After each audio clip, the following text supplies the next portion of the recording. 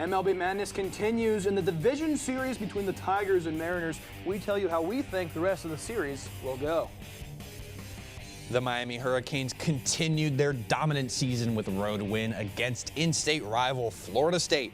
We'll see how the U picked up the win when SportsCorner goes campus to campus. It was a week of upsets in the NFL, this one in the Link. Find out how the Broncos prevailed over the Boys in Green as a brand new episode of SportsCorner starts right now.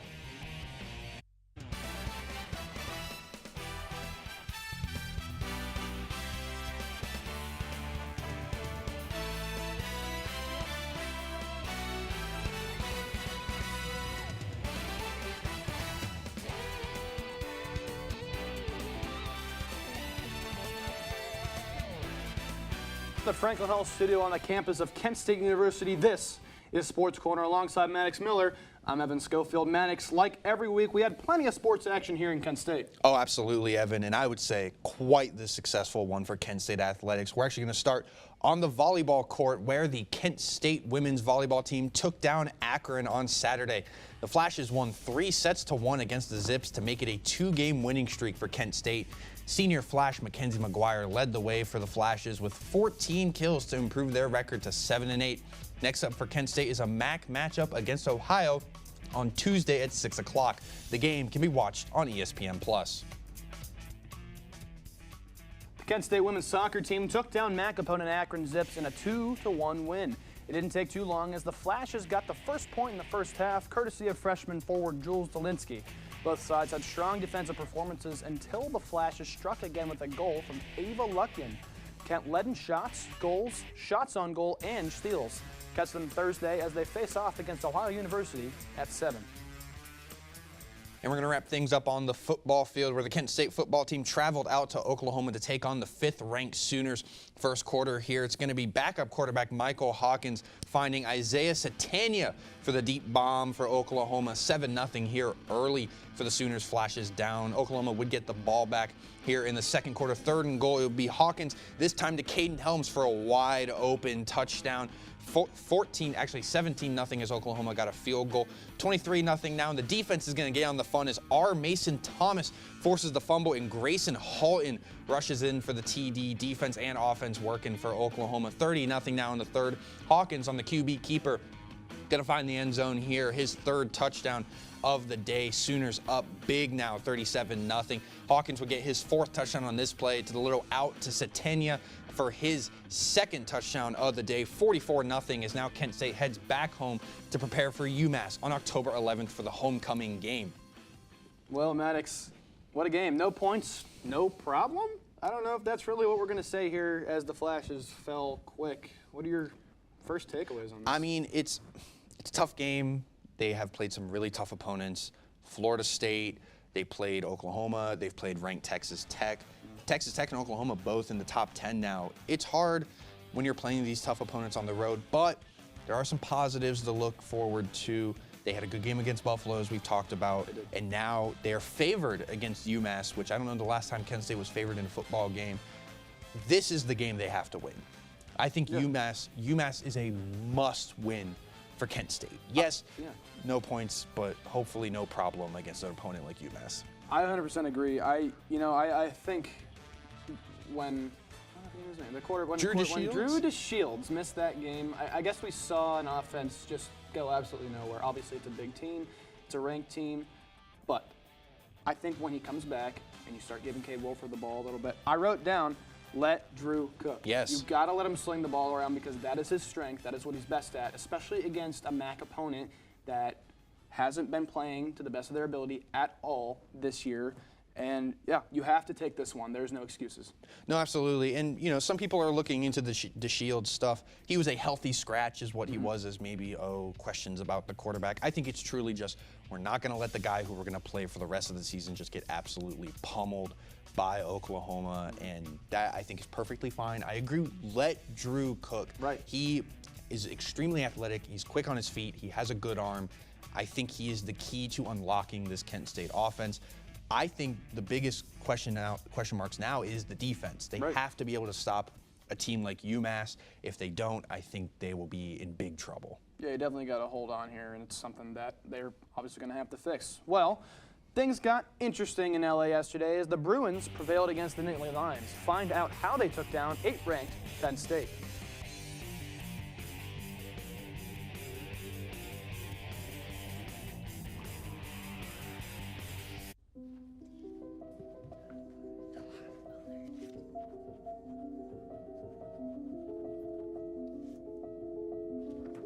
Can you help me?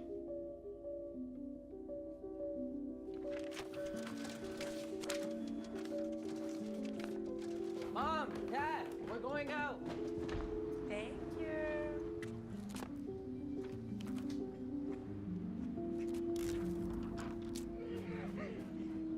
Oh, look, they're playing chess. What you got there? Will you help my mom? She's real sick, huh? Hey, crew, I'll give the first move to anyone who signs up to be an organ donor. How do you do it? Easy. Just go to organdonor.gov. You heard him, organdonor.gov. More donors means more hope. Sign up at organdonor.gov. Hey there, welcome to Kent Core. Kent Core. Kent Core. To Kent Core.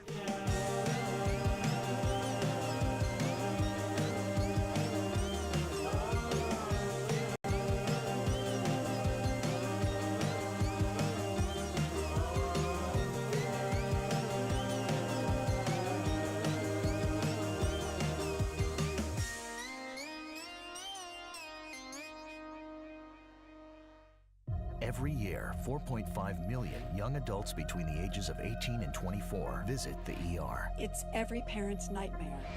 Umergency gives you all the tools you need to quickly and effectively manage your family's emergency. Umergency provides instant access to vital resources, customized to your student's campus and local community, digital consent form, and built-in urgent alert button.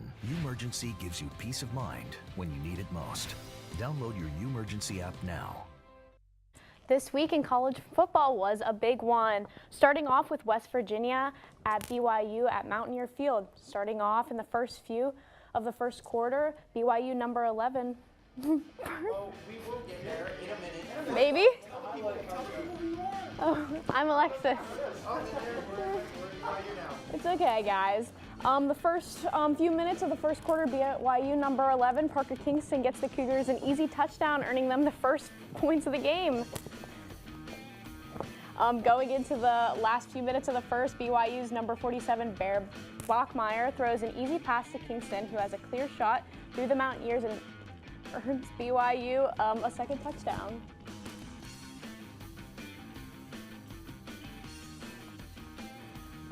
I guess I'll just read it again. Going into the last few minutes of the first, or no, we're in the second. In the middle of the second, Bachmeyer passes off to Kingston, earning them an easy touchdown, bringing the score to 3-21. And then with 2 minutes in the second, BYU's Bachmeyer attempts to pass to Kingston, but gets intercepted by West Virginia's number 5, Fred Perry. And then at 8 minutes in the fourth, Kingston barrels through the Mountaineers defense, earning the Cougars their final touchdown and ending the game West Virginia 10 and BYU 27. Well, we're going to head over to the state of Florida, where the 3-ranked Miami Hurricanes visited the 18th-ranked Florida State Seminoles. Carson Beck finding C.J. Daniels early in the game, making it 7-3. 4th and 8 here for the Seminoles early in the second quarter. Tommy Castellanos just going to let it fly, and Bryce Fitzgerald is going to pick this one off. I don't know what Castellanos was thinking on that play. I don't really know why they went for it, but Fitzgerald would have a good return on this one to set up the Hurricane offense in great field position on the Florida State side. Little flea flicker here. Beck hitting Malachi Toney, just dropping a dime on that one, making it 14-3 here. Miami trying to storm this away game. Florida State trying to get back in it, but on 4th and 2, it would be Toney once more. And this time, instead of just walking his way into the end zone, he'd have to put a little more effort into it. He'd eventually find his way there, 21-3. 1st and 10 now, Florida State desperately trying to get back in this game. Castellanos saying goodbye to his Heisman bid right then and there as he is picked off by Jacoby Thomas. Just a great play by the Miami defense. 21-3 now here in the third quarter. 3rd and 6. It'll be Beck to Daniels on a little screen pass, and Daniels just rumbling his way into the end zone. Look at the big fella move. Castellanos would get a late touchdown here, 28-11 to Randy Pittman Jr. after another Florida State touchdown. Miami, though, would win this one 28-22. Well, let's enjoy this drone shot of Rose Bowl Stadium. Penn State taking on UCLA early in the first. Tennessee transfer Nico Iamaleava passed to Kwazai Gilmer, who takes the 11-yard touchdown pass, 79 yards on the day for the young guy. Bruins up 7-0. UCLA adds 3. First ticking down, there's a handoff to Katron Allen. He goes into the end zone for the 13-yard touchdown run. He had 2 touchdowns on the day, but not for long as Nico's going to thread the needle. That's Titus Mokia Adamalala, 6 yards, second touchdown of the day for Nico, 17-7 Bruins. He's just going to run it in himself. The zone keeper works up 27-7 now. Aller, third quarter, and he fires to Khalil Dinkins for 40 yards. Finally, some juice from Penn State University. How about that? It's a blocked punt, special teams touchdown. That's Liam Clifford. Penn State back in at 21-27. Same quarter and the same Bruins. Nico uses his legs yet again. Second touchdown of the day on the ground for him. UCLA keeps adding points. Fourth quarter and a big one for the Nittany Lions. There's a Nick Singleton touchdown, if anyone had that on their bingo card. Back in the hands of Nico. There it is. Another rushing touchdown. He beats the defender to the pylon, 28-42 game. It's going to run away from Aller. He's got something to prove here. He lost it to the corner. That's a touchdown. Kyron Hudson, the senior, great catch. Bruins end up taking this one, 42-37. Well, Alexis, we certainly had a handful of upsets this weekend of college football. We just watched Penn State. It wasn't shown, but Texas, number 9 ranked Texas, lost to unranked Florida this weekend.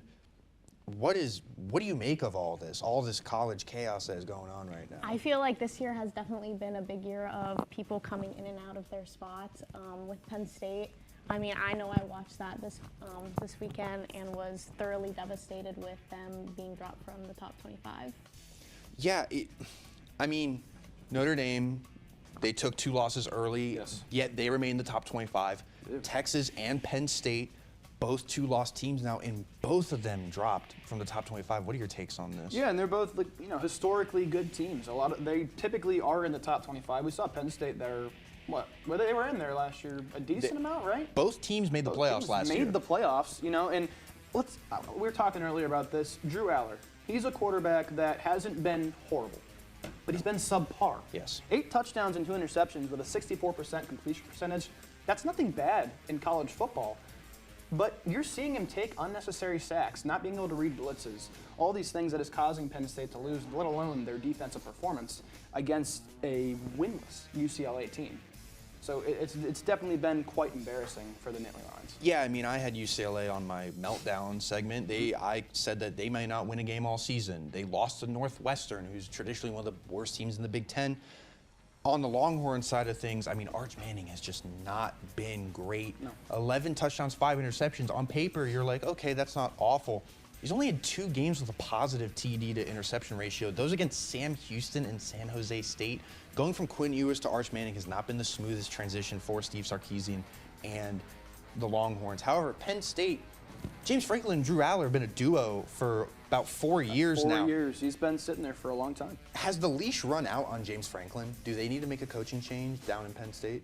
I feel like it's time. I mean, I feel like he's been here for as long as he can. He's run his course, and I think it's time we bring in someone new, someone with more ideas, because I feel like Penn State, like you said before, has been a team that has always made it to playoffs, and I feel like we need someone who can bring that back into the program. Yeah, I was definitely a person, if everyone remembers from last year, I was calling for Ryan Day's head, when Ohio State was on a bad, streak of losses. And I was, here's what's different about James Franklin.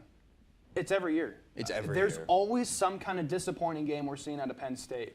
Whether, it's a defensive performance, Aller not being the one they want him to be. It ceases to amaze me that he is still on this team and he's still coaching the Nittany Lions. Something has to change. Yeah, I mean, the Oregon loss, that was okay. It's the Penn State loss. They lose to a top-ranked Oregon team, even though it's at home with the whiteout. It's like, this is what we've come to expect out of James Franklin.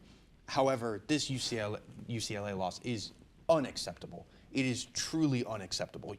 UCLA has looked like one of the worst college football teams in the nation, and they go in and can't defend against a guy offensive coordinating his first college football game. It's ridiculous. They've lost to UNLV, Utah, New Mexico, and Northwestern. It's not like Kent State where they're losing to Oklahoma, Texas Tech, and Florida State. Nobody's good there. No. Not at all. It is truly unbelievable. I think if Penn State cannot make the playoffs, which I don't see, there's no way you go from out of the top 25 as a 2-loss team to in the playoffs unless Ohio State falls apart, Oregon falls apart, Michigan falls apart, Indiana falls apart. Not in college football. That's No. not how it goes, ever. There is no way for something like this to happen. I think Penn State season's done, and I think James Franklin has to go at this point. It's truly unbelievable. I do too, next. Well, thank you, Alexis, for joining us. Well, sports here in the States are fun, but I think it would be cool if we learned a bit more about the ones outside the country. Our own Ryan Mead has more. Hi, Ryan. Thanks, Evan. With games in the NFL being played across the world, lately this has made me wonder what a league in these types of countries would look like. To find out more, I interviewed head coach Brian McKetty of the Parma Panthers.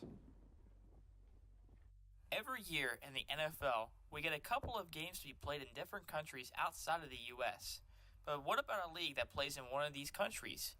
Earlier this week, I got to speak with two-time Italian Football League champion Brian McKetty, the head coach of the Parma Panthers and the Italian national football team. So, first question, how is American football in Italy different compared to a game in America? A couple main differences would be, it's primarily going to be Italian players on the field. There's only 2 Americans with one dual passport player that can be Italian American that's also allowed to play on any roster. Generally, those are extremely good players from the United States that have they're either All-American, out of college, or they have, barely been cut from the NFL. But the other thing would be that the players can range anywhere on our team, on our first team, we can have, 17-year-olds out there with 42-year-olds. The league is comprised of 12 teams in which the top 6 make the playoffs, and the championship game takes place in Toledo, Ohio. The Italian Football League is currently in its off-season phase as each team looks to rebuild for the upcoming year. So what do you think the league as a whole can do to grow the game of football in Italy? Well, talent level is fantastic. There's great coaches, and they continue to, our opponents continue to attract fantastic coaches from, Division I or former NFL coaches. But I think where it can get better is, and where it needs to develop is getting more numbers, especially on the youth level, so we can develop those numbers into the senior level. And then on top of that, I think there's a couple things that are, difficult to deal with when, for example, not every stadium has a game clock or play clock in it. So someone that wants to stay up to date with the Italian Football League that isn't from Italy and lives in America, how would they be able to stay up to date with the league? There's a website, fidaf.org, that has the FeedOff is the federation's website. But other than that, there's also, of course, FeedOff has an Instagram page. Parma Panthers have an Instagram page. I think it's probably some of the easiest ways to do it because from there, you can really find out what teams are there. But then there's a couple Instagram pages like Playing for Pizza or Italian Football Content. All right. Thank you for your time. Hey, thank you. Again, special thanks to Coach McKetty for taking the time to participate in this interview. I'm Ryan Mead, KSTV Sports. To find out more about the league or teams you want to follow Italian Football League on Instagram. Again, thanks to Coach McKetty, and good luck for the upcoming season. And thank you, Ryan. NFL Week 5 is almost over, but let's take it to the game that got it started in London.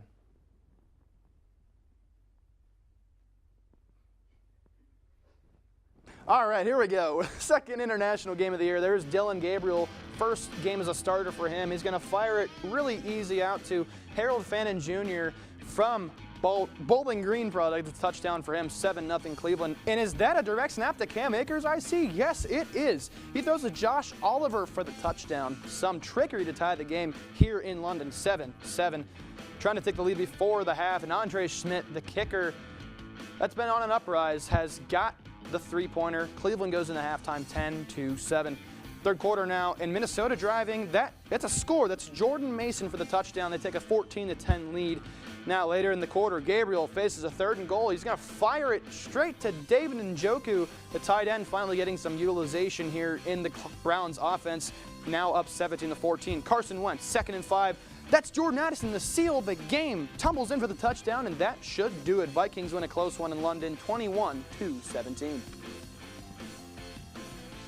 We're going to head over to Philadelphia where the Eagles welcome in the Broncos. Second quarter now, 3-3 at the moment, but Jalen Hurts would find the tight end Dallas Goedert for the touchdown, putting Philly up 10-3, trying to remain undefeated.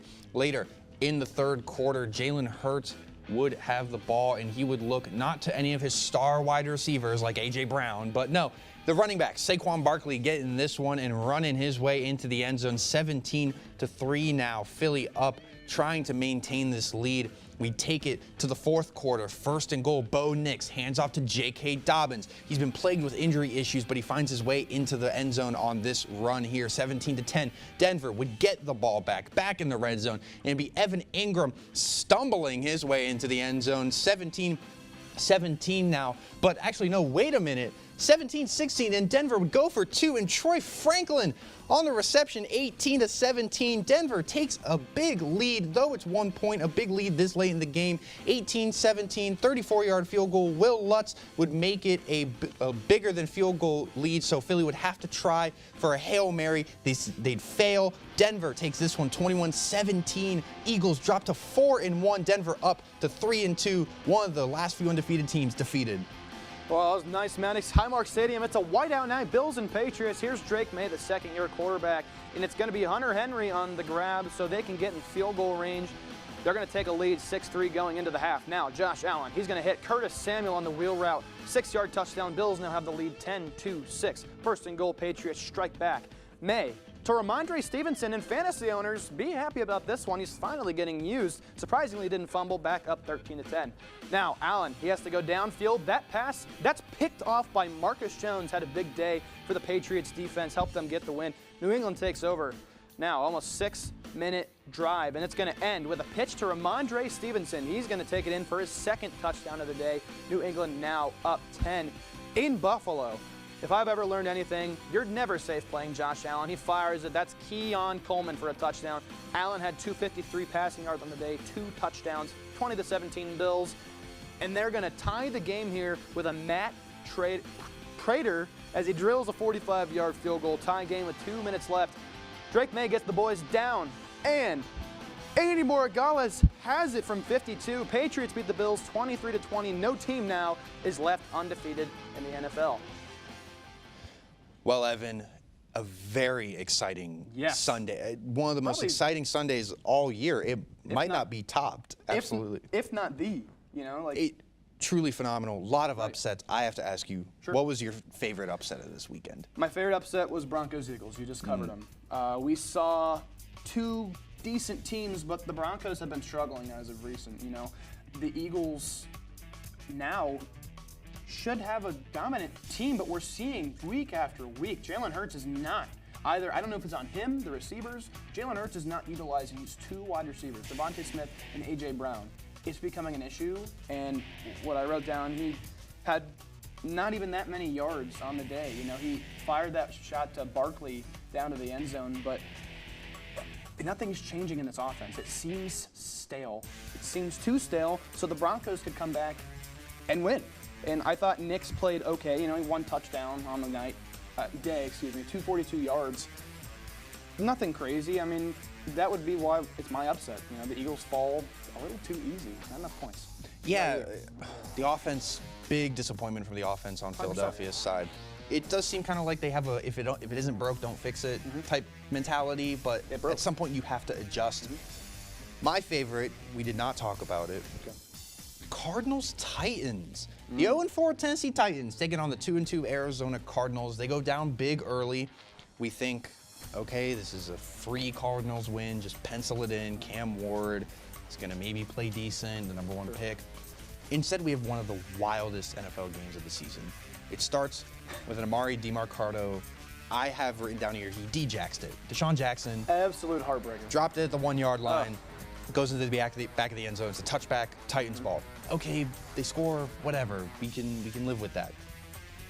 And then Cam Ward is picked off, and the guy who picks it off fumbles the ball, and then Tyler Lockett picks it up and walks into the end zone. Touchdown Titans. They will eventually get the ball back. Yeah. Cam Ward drops a dime to Calvin Ridley, and they kick a game-winning field goal. Titans get their first win, and Cardinals drop their third straight. Arizona started out phenomenal, and now they have just completely fallen apart. But you did mention Eagles, one of the last undefeated teams. Right. We talked about the Bills. Yeah. Both dropping games at home. Right. Which loss is more concerning for you? The Bills. The Bills. They are on paper a Super Bowl team. They're the team that's supposed to go all the way. No one's even supposed to worry about them, but they're dropping a game to the Patriots. Now, I'm not denying the Patriots have become a better team this year. They have. You know, Mike Vrabel comes in, he takes over. Drake May he's playing really good. Like, he's being the quarterback that New England has needed since. I was gonna say since Tom Brady, like since Brady left. It's been Mac Jones, and that's been about it. Mac Jones, who's also doing good, by the way. Another reason is the Bills. You know, Allen had 2 touchdowns, but the interception really cost them, and they've come out flat on offense too. They need more points. The defense can't do everything for the Bills, and that can't carry them all the way to late January, where they're going to be competing for a Super Bowl. So I would say the AFC right now is wide open, and the Bills losing that really solidified that for me. No, absolutely. You can't always rely on Josh Allen hero ball. I'm going to take the Eagles side. I know we've already talked to length about their upset. However, this is their first loss since, I believe, December of last season, which is ridiculous. They went on the Super Bowl run, and I understand it's 1 loss, but you were held to 17 points, yes, by a good Broncos defense, but at the same time, we have come to expect, as NFL fans, more from the Philadelphia Eagles, and this just felt like a massive disappointment. I'm concerned about Philadelphia as they've had problems in the past. Yeah, well, definitely something to keep in mind.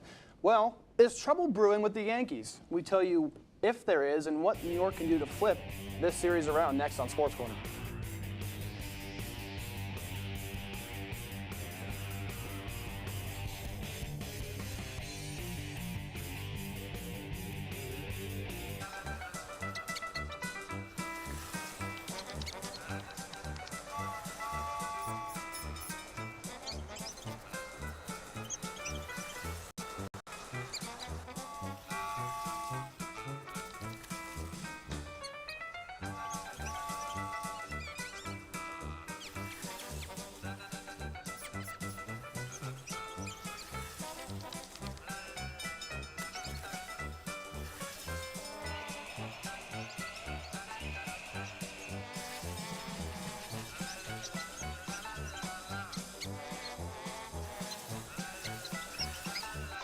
Will spend 15 minutes watching online videos like this one. Brushing for 2 minutes now can save your child from severe tooth pain later. 2 minutes, twice a day. They have the time. There's a lot of fear in coming back to school. I'm a 40-year-old man that walked in there to get his high school diploma.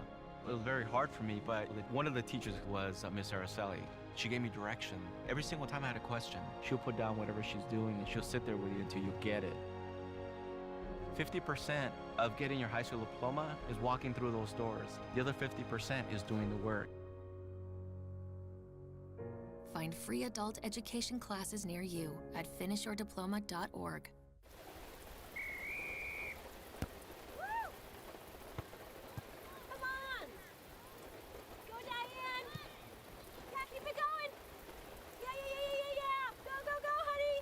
If you love them enough to drive an hour to cheer them on as they get beat 11-0 in the rain, then surely you'll check nhtsa.gov/the-right-seat to make sure they're correctly buckled in the back seat.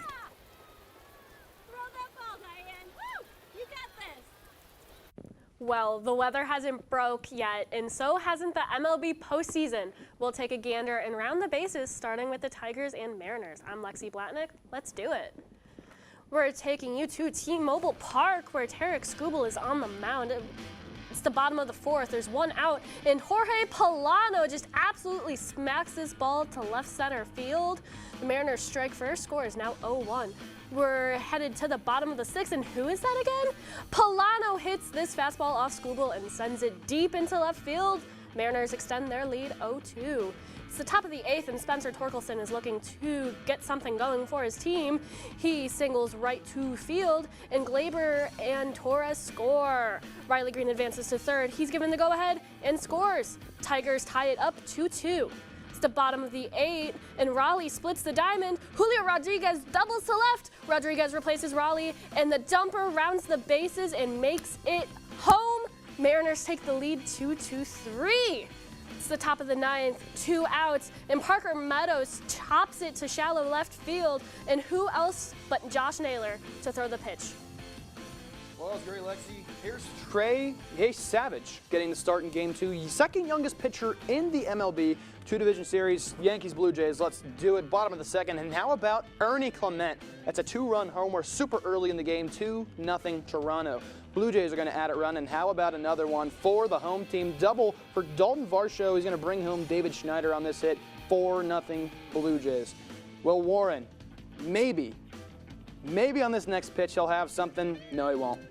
Bases loaded. How about a grand slam? That one is gone. Vladimir Guerrero. Blue Jays are taking this one by absolute storm. Same inning, same Blue Jays, and what is happening? Varsho, that one is gone. His first home run of the postseason for him, 11-0 Toronto. And what else is new here? George Springer, yet another one. They gotta get to the bullpen here. This is getting sad and embarrassing. It took until the 6th, but Cody Bellinger gets the Yankees on the board with a 2-run homer. Now 12-2 Blue Jays hoping for some momentum here. The carnage just continues. 1-2 pitch and Varsho. There it goes. Home run, 13-2. Here's how it's going to end. Sir Anthony Dominguez strikes out young Carlos Stanton for the win. Blue Jays up 2-0 on the series, dominant in Game 2. Game 3 tomorrow in New York. Blue Jays putting up a touchdown and 2 field goals on the Yankees. We're going to head to Citizens Bank Park where the Phillies took on the Dodgers. It's going to be JT Realmuto getting this one in the gap. This would be a 2 RBI triple. Phillies getting to Shohei Ohtani, who was on the bump early to try and take this massive Game 1. 3-0 now as the Phillies got another one, but it would be Kike Hernandez with a 2 RBI double into the left part of the ballpark. This would put the score at 3-2. Dodgers trying to battle back a nice 2-out rally here in the top of the 6th, top of the 7th now. Teoscar Hernandez, Reds fans look away. He destroyed them in the wild card series, and he gets another home run here, a 3-run homer into the right part of the ballpark. 5-3 now, and Bryson Stott would fly out on this one. Dodgers would take Game 1 5-3. They're up currently 4-0 in the bottom of the 8th in Game 2, trying to take a 2-0 lead before heading back to LA.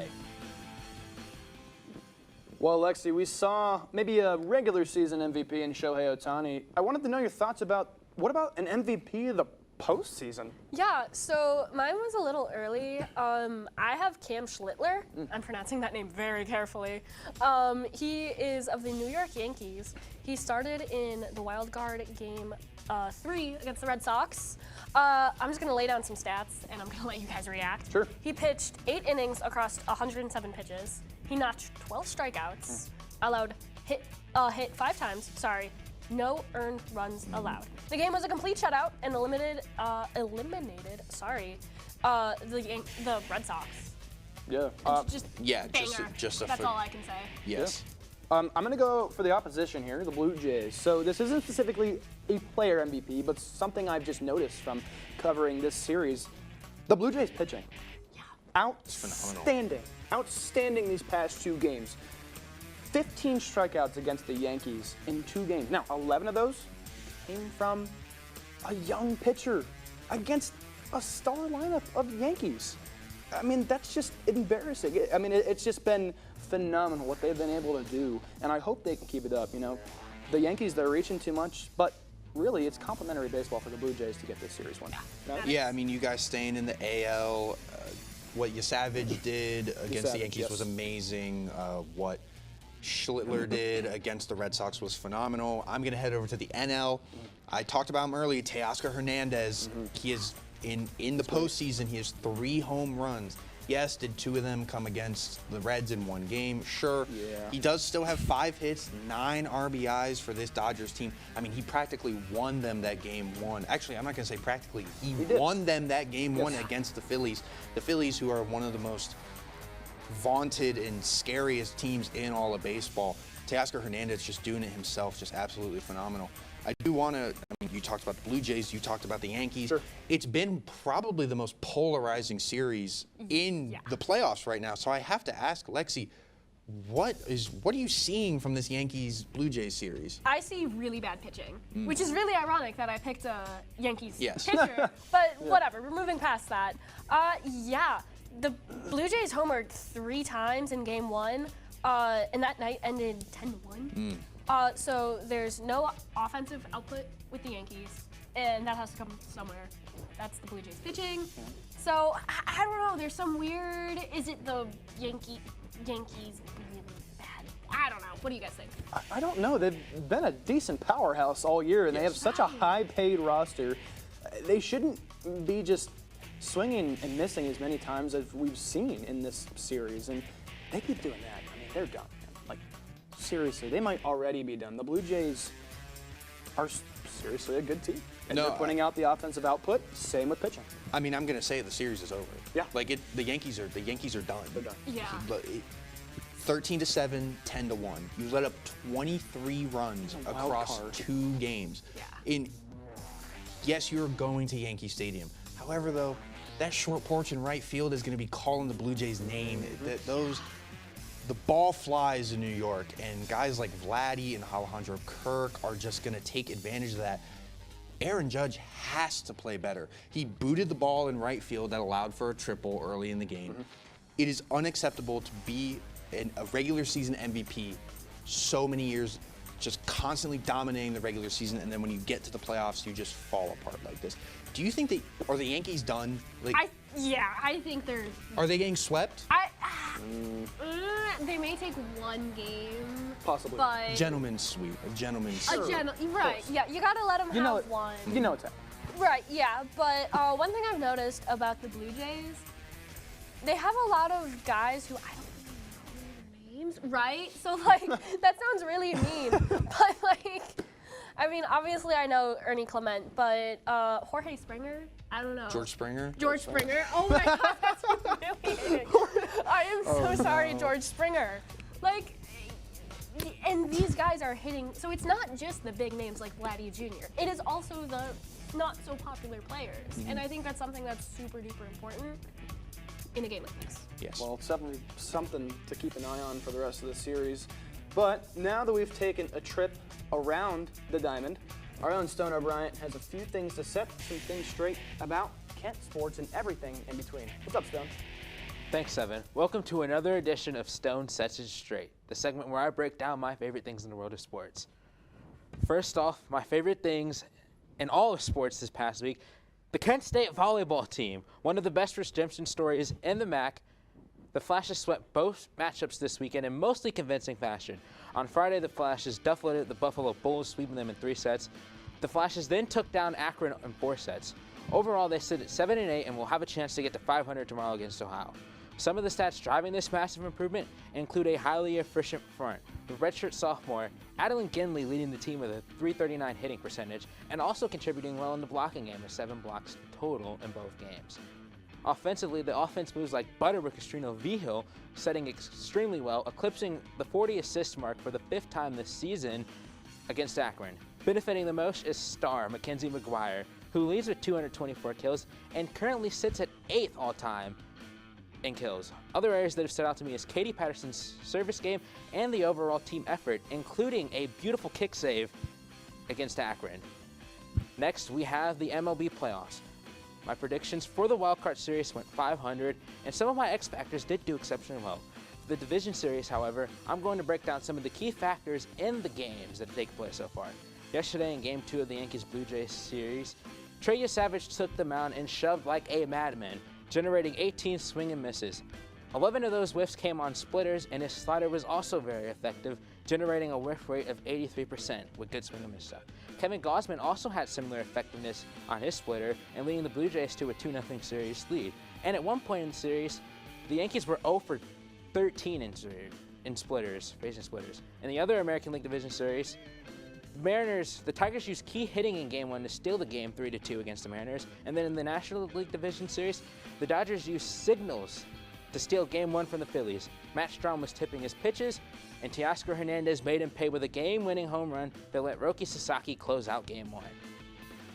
And then lastly, I have a postseason preview. The Cubs and Brewers tonight will go toe-to-toe in a critical Game 2 for the Cubs. Shota Imanaga will try to even up the series. Aaron Ashby will open up for the Brewers, and his metrics should give him the chance to record key outs against the top of the Cubs lineup. Imanaga, on the other hand, has done well for his career against the Brewers, limiting him to a .238 batting average in 4 starts against the Brewers. Offensively, Jackson Churios kick-started the Brewers' offense with 3 hits and 3 RBIs. Another right-handed batter like William Contreras can also provide a spark, as Imanaga has allowed 27 home runs to right-handed hitters this season. For the Cubs, Michael Busch provided the early spark for the Cubs, leading off the game with a home run before the Brewers went off. A bullpen game will provide a mix of arms that the Cubs will see, but it will be the second time they see some of these arms, which the data shows hitters are more effective the more they see relievers in a postseason series. Think about it from the Guardians' perspective. Cade Smith, they saw him a lot and they got to him. My prediction, though, the Brewers will take a commanding series lead. This has been Stone Sets It Straight. For KSTV, I'm Stone O'Brien. Back to the desk. Thank you, Stone. The Las Vegas Aces jumped out to a 2-0 series lead over the Phoenix Mercury last night. We'll look at how Vegas got one step closer to a WNBA championship and more. They said cigarettes were safe. We know how that turned out. Now, they say they didn't market e-cigarettes to teens? Fact, more than 1 in 4 high school students are vaping, and 80% say their first e-cigarette was flavored. Vaping is harmful to developing brains. The reason we think vaping is safe? Marketing. Same lies, different day. Tell Big Vape to quit lying. Is it okay over there? Is that good? Jackie boy, look, we have bbeen through a lot together. Hurry up before this rain, this rain goes away. Well, it's just,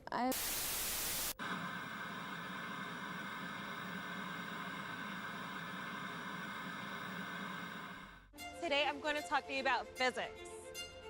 Come on in, girls. Let's go. This is the first rocket to get humans to Mars. Really tall.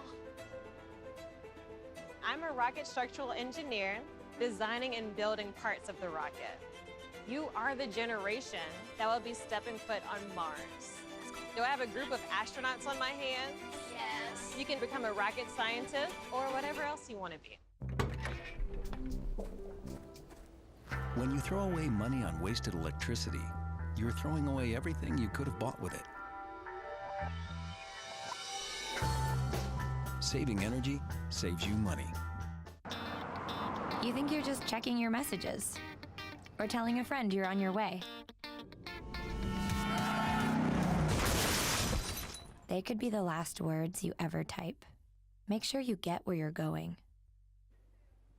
Welcome back. We're here with Josh Saramet. Welcome. Though the regular season of the NBA hasn't started, we have some preseason predictions to talk about. Well, getting started, Josh, it's early, right? Early for the NBA, but definitely a sport we're going to have a lot of coverage on starting with this semester. I wanted to know first, maybe your early East and West winners heading into the season? Yeah, so we look at the West first. I think it's pretty clear-cut. The Thunder had a historic season last year. It's very, very difficult to imagine someone catching them. I will say I have my eyes on the Mavericks. They beat them in the playoffs a few years ago, and now once they get Kyrie back and Anthony Davis, and they add on Cooper Flagg, I think that could be a big team to look out for. I don't know if they'll beat them, but I think that could be a team to look out for. We head to the East now. I think it's more the same with the injuries to Tatum and Halliburton. You got to look at the Cavs again. Obviously, they had their big implosion in the playoffs, and I'm sure we'll talk about that more, but I think it's very difficult to picture another team beating them. Yeah, no, I mean, it's it's been proven recently that it's hard to repeat in the NBA. We haven't had a repeat winner since the Warriors way back in 2017. It's crazy to say way back, by the way, for 2017, but it's the truth. 8 years. The Thunder, though, they're the team to beat until they're not. Yep. Until someone can prove that they can beat them, I think the Thunder are the team in the West to beat. So I agree with you on the Thunder. However, I'm going to head to New York for my Eastern Conference team. The injuries, I do think, knock the Pacers out, knock the Celtics out. However, the Knicks, I have a bit more confidence in the Cavs. Yes, they have a new head coach in Mike Brown. He was a Coach of the Year winner, though. I like Jalen Brunson. Another year with Cat in that system, Karl-Anthony Towns, should be really good for them. They have Josh Hart, they have Mikal Bridges. I like their overall depth. I think they are a team that could take down Cleveland and say Eastern Conference Finals. I like the Jordan Clarkson pickup they had this offseason a lot. They did I think that's going to be huge for them, as I think depth was their biggest worry last year going into the playoffs, and I think that they showed that they can win without it, and I think Clarkson will be a huge piece for them. No, absolutely. Yeah, and I think I'm going to stick with Cleveland here. You know, you got to have a bounce back here. Things ended horribly last year. You don't want that. You got to allow growth for Evan Mobley. You got to make sure Darius Garland is properly used. Donovan Mitchell, one of the best shooting guards in the NBA. You know, you have to make sure these are players that are advancing you to not a championship, but a conference title. And the Thunder. You got to stick with the Thunder. You have an MVP, reigning MVP. The reigning MVP. On your team. You have Kevin Durant. You know, you have a historically, not Kevin Durant. Shai Gilgeous-Alexander. Gilgeous-Alexander. Well, no. It was for the Thunder. Jalen Williams, Chet Holmgren. Okay. The Thunder got a lot of Durant played on dudes. the Thunder in like 2015, man. Sorry. Historically strong defense. Let me get back to my point here. It's been a team we haven't seen them get beat yet. We might. I don't know. So, yeah.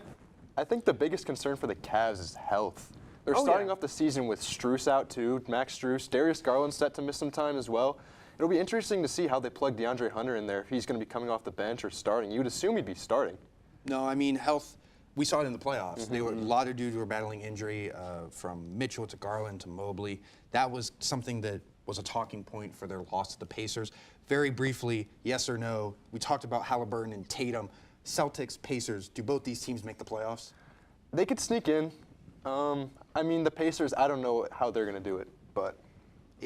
Yeah, it's very difficult. Celtics, do you see Jason Tatum, that injury, completely derailing their season? Not completely, but it's going to be a roadblock. It's going to be something that'll make... They won't get as many wins. I'm very confident in that. No. Tatum is their team. I mean, he's what got them to where they went last year. You know, you have Derek White, Jaylen Brown, Hauser, but injuries will add up, and this one's going to be significant for the Celtics. Yeah, because it definitely feels like for the Pacers, let's say Pascal Siakam goes down. They lost Turner, too. Yeah, Miles Turner's gone to the Bucks. Yeah. It feels like if one more thing goes awry, I just don't know who can lead that team right now. I mean, they got Siakam, but how far can he take them? Aaron Nesmith. I don't know. We'll see what happens. Well, we are going to head over to the other side of things with the WNBA as the finals are beginning to wrap up. We are in Game 2, and we're going to head to Las Vegas, where they took on the Phoenix Mercury. Aces looking to jump out to a 2-0 start. We're here early in the first quarter, 0-0. Kalia Cooper hitting the 3 to make it 3-0 Mercury early, but the MVP down 8. Asia Wilson with the beautiful fadeaway getting this one to go. We're going to head late into the first quarter now. We're on a steal. DeWanna Bonner is going to get a nice running layup here to try and extend this Phoenix lead. Aces, though, attempting to battle back. It's going to be Asia Wilson again, another fadeaway, this one a bit closer. Aces would then storm out to a 61-51 lead in the third, and Jackie Young would get the nice and one layup. She'd finish with 32 points on the night. Big day for Gray. For Young. It would be Asia Wilson, though, again with a layup. 81-61 now. Aces laying it on Phoenix. Wilson with another layup. She'd finish with 28 on the night, as Vegas would win this game 91-78, taking Game 2 to go up 2-0, 2 games away from another WNBA championship. Well, the Las Vegas Aces, like you said, they're coming off a Game 2 victory, set a new record yesterday, Maddox. Aces guard Jackie Young set a record in the game, 21 points in the third quarter. The first time anyone has got that many points in a quarter. Young mentioned she felt back to normal in her performance, as she noted something was wrong with her performance on Friday. The next game will start Wednesday at 7.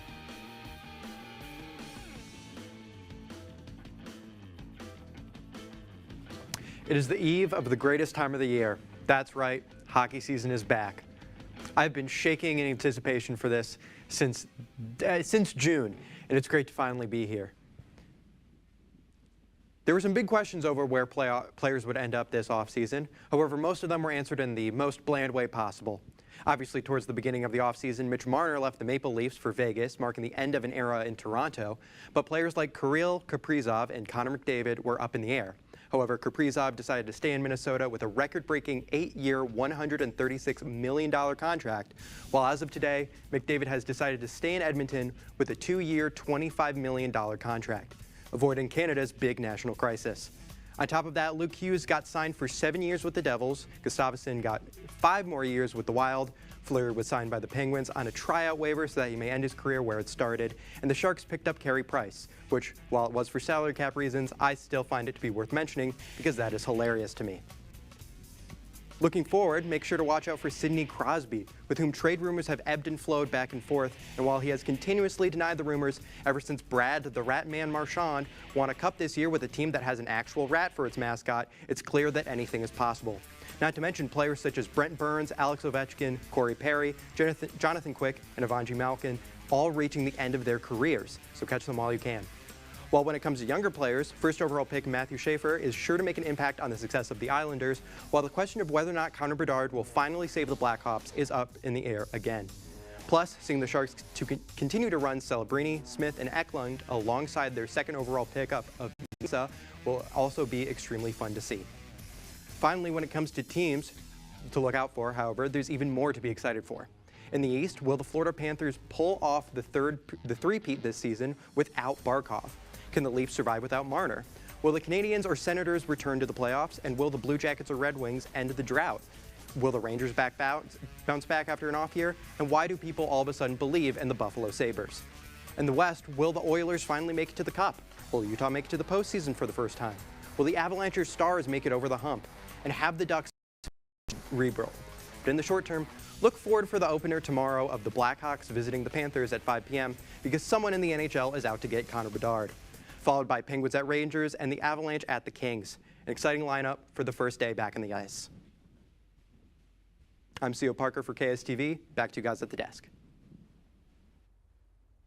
Thank you, CO. Excited to talk puck this semester. Well, is it just hot in here?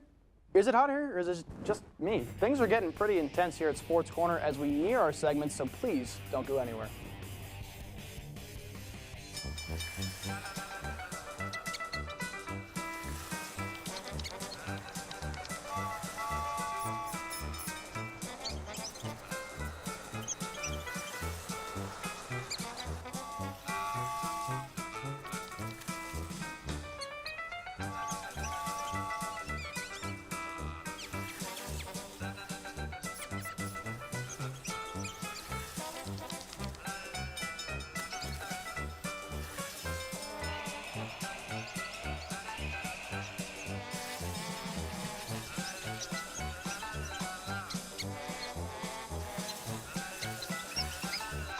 Will spend 15 minutes watching online videos like this one. Brushing for 2 minutes now can save your child from severe tooth pain later. 2 minutes, twice a day. They have the time. Songs, even if they're bad, hundreds and hundreds of them, just to find a good one. Yeah. And then I've been in this long enough. I feel like I know what I'm doing. Knowing that you're basically like there and being with that, but it has a special place in my heart. I grew up watching it so much. Have you guys seen it?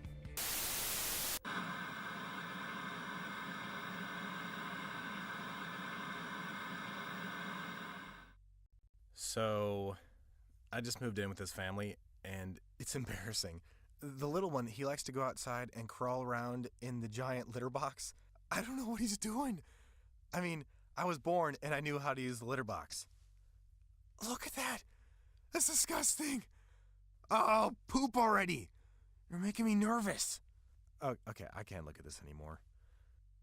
I really hope he grows out of this, for his sake.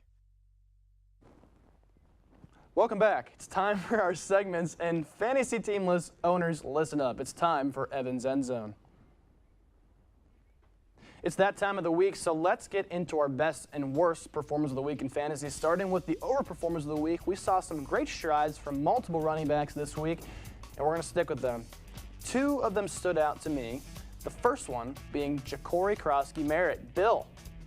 They call him Bill. He shined this week against the Chargers, putting up 14 rushes for 111 yards and 2 touchdowns. This earned him 27 fantasy points in most leagues. I didn't have him, but he did have a great week. I will continue chanting Bill the rest of the year for him. He was so good, he earned the LFG Player of the Game from Tom Brady. The other running back I have high respect for is none other than Rico Dowdle. Dowdle had a great day, especially since he filled in for the absence of Chuba Hubbard. On 23 rush attempts, he had 206 rush yards and a touchdown. He also caught a few passes. This earned Dowdle 32.4 fantasy points. I'm going to try my best to pick him up this week, but no promises. Now, for the hard part of the segment, the underperformers. Did A.J. Brown do it again? Yes, he did, but I didn't start him, and thank goodness for that. Kenneth Walker is my underperformer for the week. So many people have been dogging on him for quite a bit, and I don't blame him. I'm not mad about his performance, but I sure am mad about his usage. It's so hard to argue that the Seahawks need to give him more carries. He is as explosive as can be, and only giving him the ball 10 times is criminal, quite frankly. There's one person I am hopeful for next week, and that is literally anyone on the Rams offense. Let me be clear about the Ravens. They're not a good team, and that is super clear. They're without Marlon Humphrey, and Justin Madubuike is out for the year. Puka Nacua, he's going to eat. Most likely going to have a great game, along with Devontae Adams lining up on the other side. Not to mention Tutu Atwell is also active. The Ravens have given up 35 points per game in the first 5 weeks, and I expect that to continue. Well, Evan, A.J. Brown, I am very disappointed in. We have to get through this meltdown very quickly. Quick shout out to Penn State and Texas. I will not be talking about you, though. I will actually be talking about someone in this room currently, and that's me. I predicted MLB wildcard last weekend, and I went 1 for 4. Who says the Reds would beat the Dodgers? That's ridiculous. Why would you say that? Why would you have the Guardians being Tarek Skubal and the Tigers? That's ridiculous. The only one I got right was Cubs-Padres, which isn't that surprising. I had the Red Sox beating the Yankees. I also had the Blue Jays losing in the second round. They're up 2-0 on the Yankees. Great going there, me. And then I had the Phillies winning over the Reds. First of all, the Reds didn't make it to the second round. They're about to go down 2-0. They're currently down 4-1 middle of the 9th. So, you know, maybe baseball isn't my strong suit, and maybe I just shouldn't lay out predictions like that again. 1 for 4. Congratulations, me, on winning my Miller's Meltdown of the week. Maddox, 1 for 4. Brutal, That is just brutal very brutal, but that'll do it for this edition of Sports Corner. Thank you so much for watching. For updates from us 24/7, head over to kentstater.com and be sure to tune into Overtime right here every Friday at 7 p.m. I'm Maddox Miller. And I'm Evan Schofield, saying from the opening play to the final call, the Kent Stater Sports Network covers it all. Good night.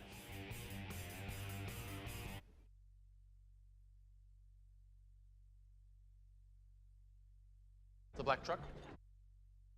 Christina from accounting. Yeah, hi. Hey, I used to date a girl named Christina. Oh, really? Yeah, and then she dumped me for my best friend. You want to see some photos of them that I took? I don't.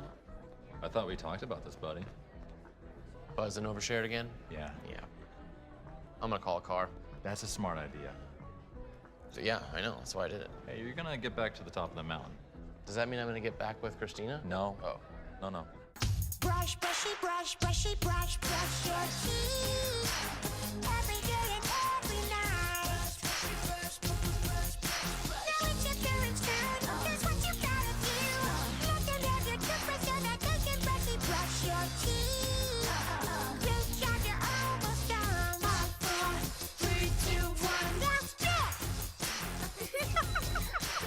Help your teeth stay healthy. Brushy brush with a grown-up every day. Maybe you can make retirement happen. After all, you made home ownership happen. Homeschooling yourself on loans, beefing up your credit score. So I'm pre-approved. You were like, yes! Sorry. Color coding listings, ticking boxes, and flushing every toilet in a 20-mile radius.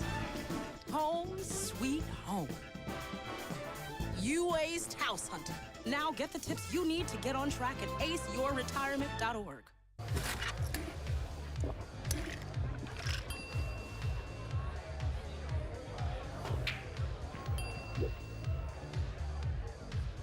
If you need to do something to feel okay to drive, you're not okay to drive. Don't drive buzzed. The FDA conducts a thorough analysis to ensure that prescription drugs are only approved after 3 phases of clinical trials have shown they are high quality, safe, and work as they should.